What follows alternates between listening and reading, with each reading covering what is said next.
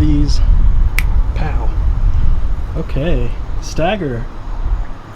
How'd you come up with the name Stagger, by the way? I've never asked that.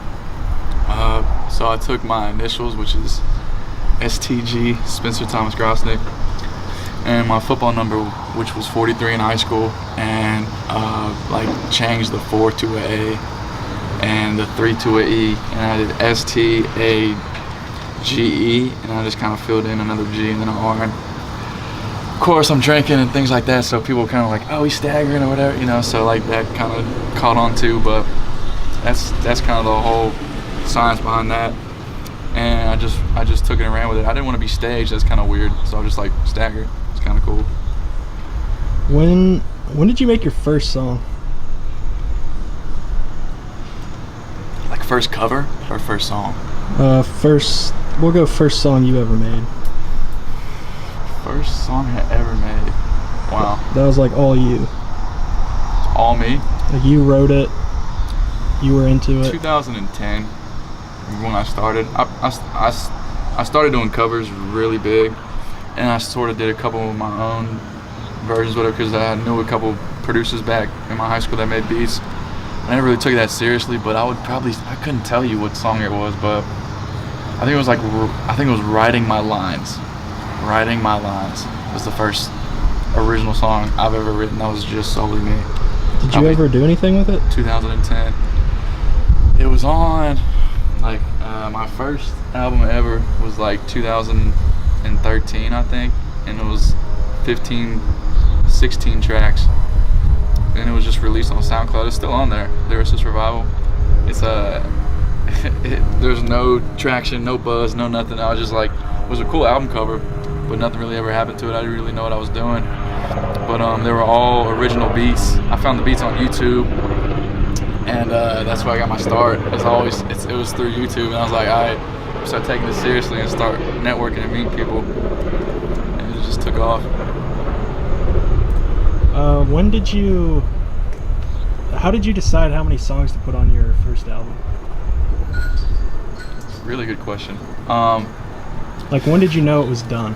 So LR, Lyricist Revival. I just had a set list in mind. I was like, all right, I'm gonna do more than 10, less than 20. And then I was like, all right, 15's kind of generic.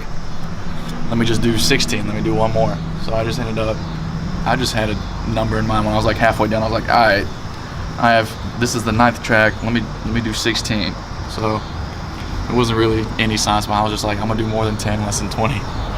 Somewhere in between. How do you find your beats now that you're off the old YouTube beat game? No, it's all melodies. I'm at a point now where people will now send me things. I'm not looking too vividly where I'm out of beats.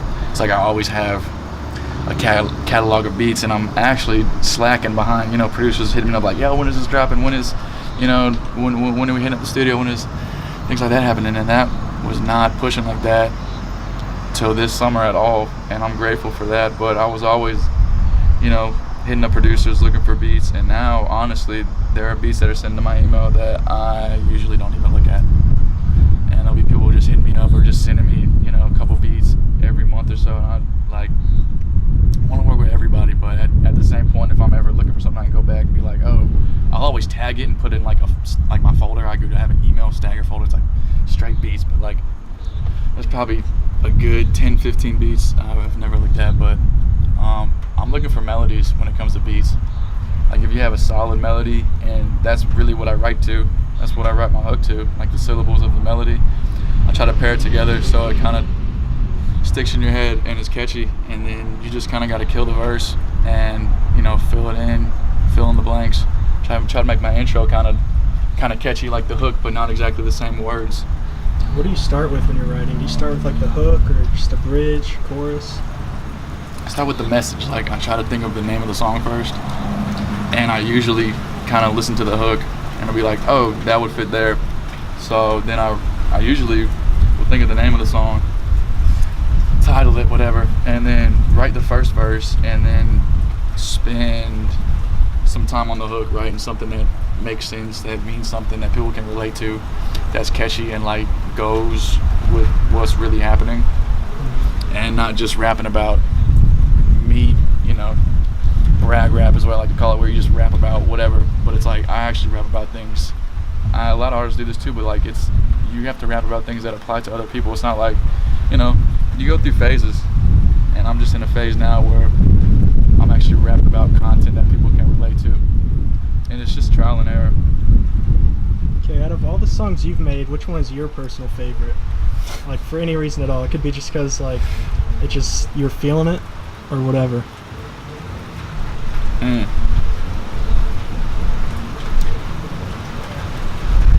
I'll do like 2 or 3.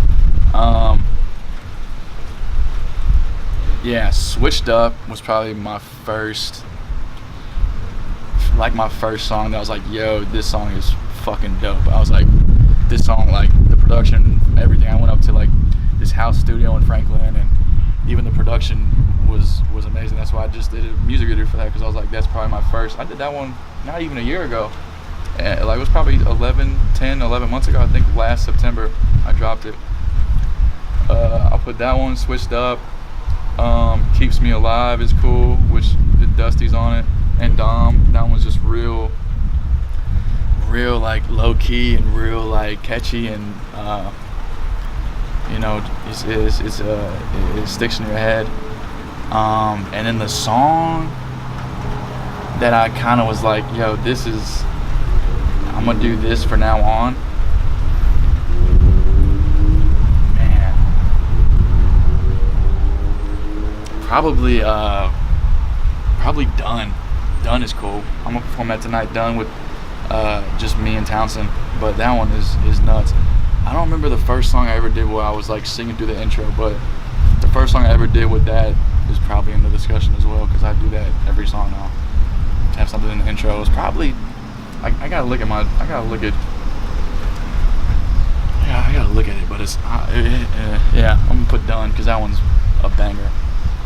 What's a lot of the musicians do this, and I don't know if there's a reason for it, but releasing like a ton of singles but no albums. Is there like a strategy to that, or is that just the way it works these days? Yeah, that's my whole mindset.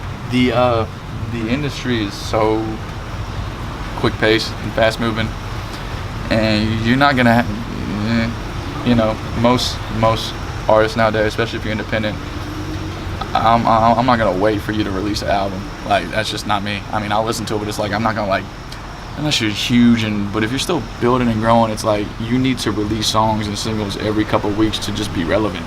It's like, I'm not gonna drop an album every year and think that's just gonna pop off because you're off the radar for so long. It's like, how the hell people are gonna know what you're doing? That's why people are like, oh, he's back now. It's like, no, I'm never back. I'm dropping a song every 2 weeks, you know. But and then I'll kind of link, you know, 5-6 songs up and then put them on, you know, an album and have it available everywhere. That's kind of how my mindset. But it's like, I'm not gonna wait, you know, to do, you know, 10, 11 songs, and that'll take me, you know, 5-6 months and have no content out whatsoever. But it's stupid. Like, if you haven't figured that out, that's just how my mindset is. Like, quick. It's because, like, it really is. It's like, unless you want handouts, you know, unless you think somebody's gonna grab you and take you on a journey, it's like, I'm gonna take myself on this journey and do what I think is best and build by myself, because that's what a lot of people look for in just working with you or signing you or, you know, getting you a deal or whatever it may be. I'm not gonna look for a handout. Are you taking like music classes, or did you just like graduate in December 2017? Congratulations. One more semester. I'll be at the walk. I'll see you do it. Right, I know. I hope I have some chords. I don't think I do, but I'll definitely have a cap and be throwing it up and tossing there. You gotta be wearing that hat under it so you can take it off and have another. I gotta hat. like customize the top and have something cool. And dude, I'm just gonna have my tag, official Stagger Music, just boom across it. I'll tape a business card or something. You got to. That'd be hilarious, yo. That'd be tight though. That'd be cool. I didn't think of that. That's just marketing. At official Stagger Music and just have a freaking business card glued to it or taped to it. That'd be funny. What's the craziest marketing thing you've done? put a magnet on my car that got stolen 3 times. Someone really liked it. Someone probably put it on their car. That's just better advertising. I don't blame them. It got stolen 3 times. I have to freaking wrap it now and put, because people knew where I lived. Oh, Not man. that many people know where I live now. I just moved, so I'm gonna order another one. Basically, my goal behind that is every time I park, so every time my car is still, I'm gonna put it in my car. Every time it's moving, you're not gonna be able to grab it. So it's like every time I'm moving, which is the best promotion-wise, it's like you know everybody sees it. You're parked, whatever. That's the craziest thing I've done. I'm gonna get a flag too, but that's like I'm gonna hang it from my balcony and just have a whole gig like that. But yeah, I thought that was I've done some most of the things that I've done while I've been not sober, so I don't remember a lot of them. But I've done some funny, crazy shit. I'll just say that. But it's like, If it works, it's not that stupid though. right? Yeah, it's like, you know, it's like at the same time, it's like, are you really just going out and doing stupid shit, or are you actually, man? Because when I come home, I got a pocket full of business cards when I go out, right? And I'll come home, wake up in bed, and they'll all be fucking gone in my pocket. It's like, dude, I've been handing them out. It's like every time I wake up, like, it's like they're all gone. So it's like I hand out 20, 30 a night every time I go out.